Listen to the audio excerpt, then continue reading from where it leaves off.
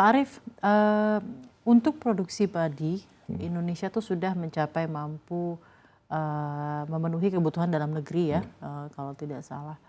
Nah, mungkin fokus BRIN ke depan seperti apa? Apakah masih akan mengembangkan produktivitas atau beralih ke fokus lain seperti pengembangan varietas padi khusus atau seperti apa? Tentu varietas padi khusus harus makin kita dorong, kan produktivitas kita kan maksimal 12 ton ya.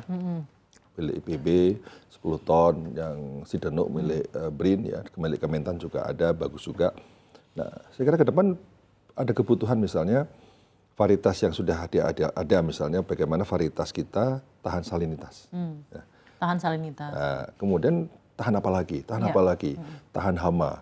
Kemudian yang bisa meminimumkan pemanfaatan air misalnya. Karena kebutuhan air untuk pertanian itu sangat besar. Bahkan pertanian itu seringkali dituduh sebagai salah satu sumber perubahan iklim, sumber lingkungan. Karena apa?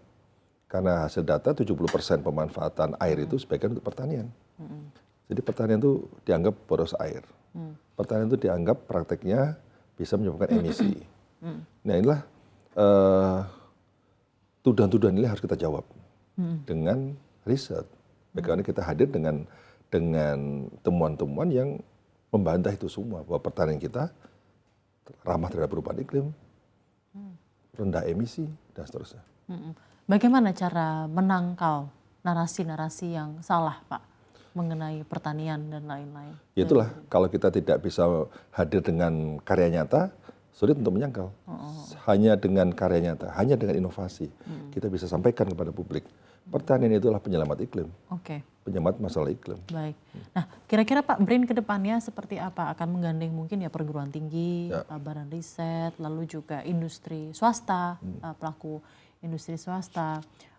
Ya tujuannya itu tadi ya, agar bisa diaplikasikan segera gitu ya ke industri khususnya untuk mengejar target swasembada pangan ke depannya.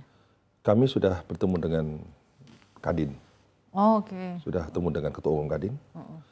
Kami juga sudah ketemu dengan Danantara, ya, Pak Rosan, ya, BUMN, swasta, kami sudah ketemu. Inilah kita sudah buka pintu, nah, tinggal saya nanti second round akan membawa para peneliti BRIN untuk langsung workshop dengan user. Maksudnya pengusaha. Ya kan. Kami juga sudah ketemu dengan kementerian juga, ya, Kementerian Pertanian sudah ketemu.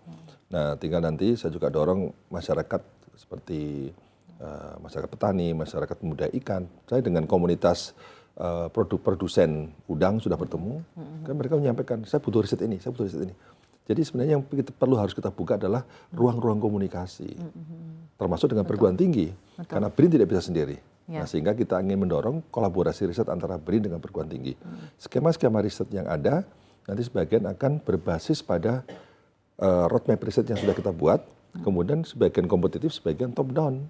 Kita akan berikan pada peneliti-peneliti prominent yang sudah terbukti menghasilkan produk-produk unggulan, ya kita kasih penugasan. Jadi dengan penugasan riset, saya yakin tuh inovasi kita akan semakin berkembang. Dan saya juga terbuka bahwa perguruan tinggi, dosen, mahasiswa, silakan datang ke BRIN, gunakan fasilitas riset, termasuk bagi mahasiswa yang melakukan riset mandiri, ya tidak ada sponsor dan sebagainya. BRIN lagi berencana untuk membebaskan biaya pemanfaatan alat riset itu. Karena apa? Karena ya kita butuh riset yang banyak.